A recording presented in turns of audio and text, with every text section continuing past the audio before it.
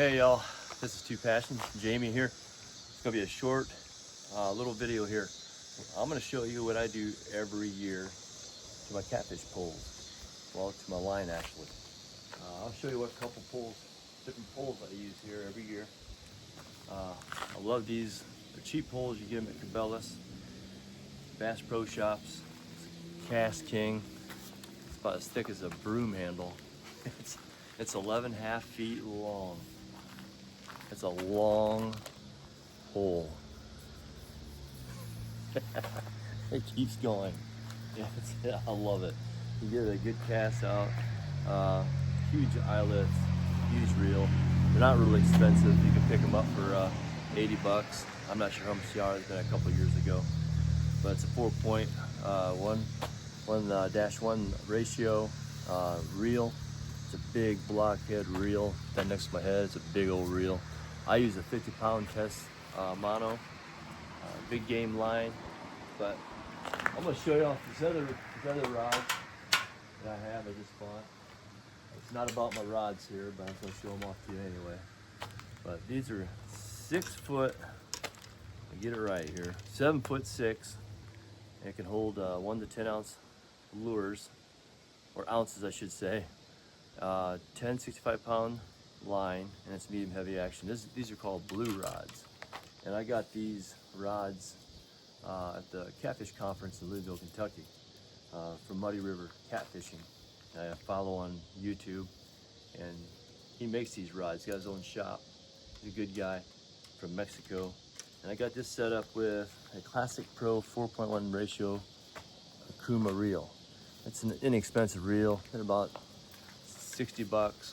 I paid like $85 for the rod itself, but I haven't used them that much. I've only used them 1 year, and with that being said, I haven't been catfishing much either, so I want to get out there, do a lot of catfishing. A lot of you haven't seen a lot of my catfishing videos. For one, I got out of it a couple years ago. That's how long it's been since I've catfished. It's horrible. So I used to catfish for years until I got a little into crappie fishing, bass fishing.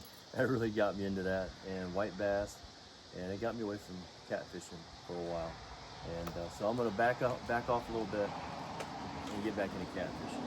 But the whole point of this video is line maintenance.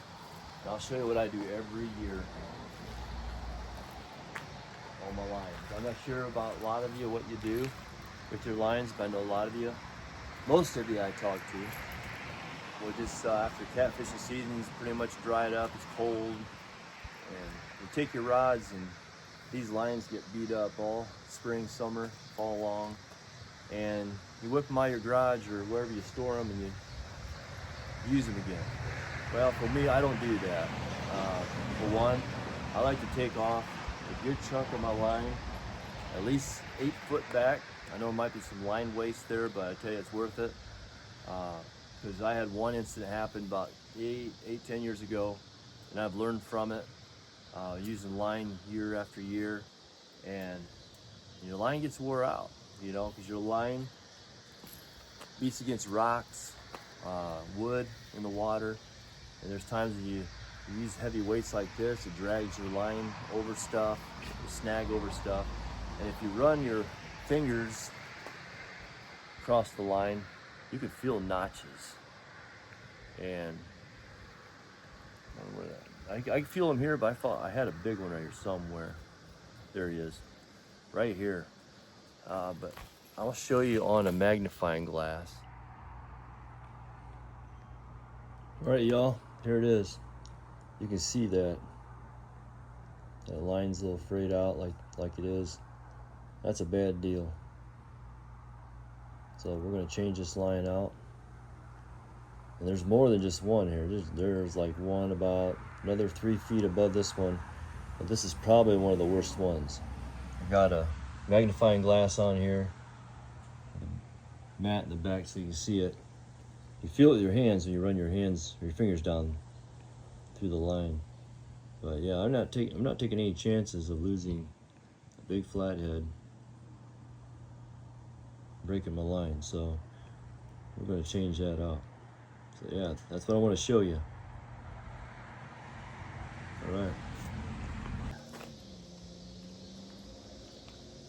I use this kind of a setup every time when I'm out flathead fishing.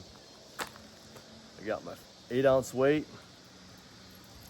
I use anywhere from 5 to 8 ounce weight. I like to make sure, because I use pretty big bluegill, and using good 7 to 8 inch bluegill, you want enough weight there to hold it on the bottom, because I tell you, with the current, and it depends where you cast it, good current, you need some good weight to hold that bluegill down. Just with, if you're only using a couple ounces, and you got a good sized bluegill, they're just gonna be bouncing all off the bottom. I want to keep it on the bottom. You got little rattles here that helps. I got them at the Catfish Conference. They work really nice.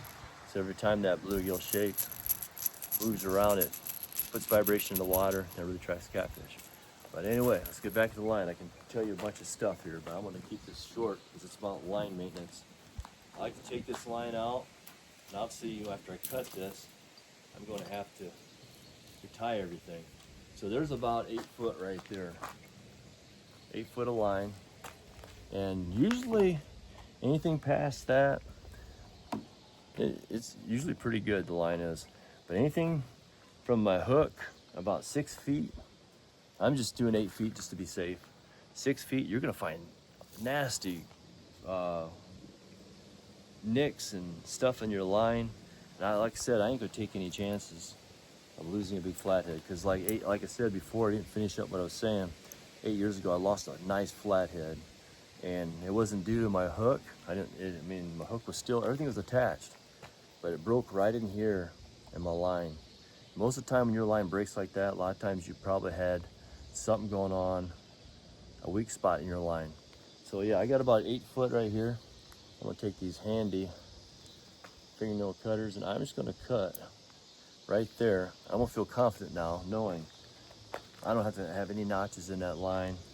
I do this every year, and it's not a whole lot of line waste, but I tell you, this line takes a lot of beating in the water in the rivers, and I ain't taking any chances of losing a big flathead, especially if you're sitting out there for an hour or 2, 3, or 4 hours, the most, if not longer. That one chance opportunity for a nice 40, 50 pound flathead, if not more, and your line snaps because you had a bad line on it, because it had frail, it had a notch in it. So yeah, what I'll do, I'm gonna notch this all off, cut it here, and just retie it. We're all good to go. So that's what I want to share with you today. Right, just go through all your catfish poles that you use every year, take about 6 feet off, and redo it, and just kind of build that confidence of knowing that you're not.